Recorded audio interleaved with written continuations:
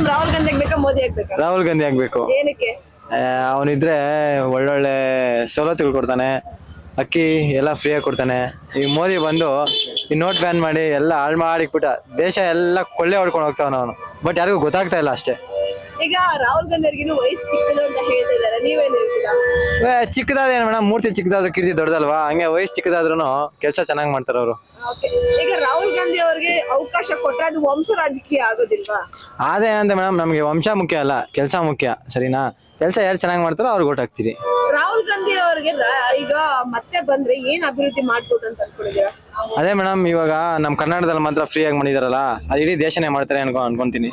Bus ticket ಮಾಡಿರುವಂತ free ಒಂದು ಸೌಲಭ್ಯಗಳನ್ನ ದೇಶಕ್ಕೆ ಮಾಡಿದ್ರೆ ಜನ ಸೋಂಬೇರಿ ಆಗೋದಿಲ್ವಾ? ಸೋಂಬೇರಿ ಅಂದ್ರೆ ಏನ್ ಮೇಡಮ್, ಇವಾಗ ನಮ್ಮ ಕರ್ನಾಟಕದಲ್ಲ ಸೋಂಬೇರಿಗಳಾಗ್ಬಿಟ್ರಾ?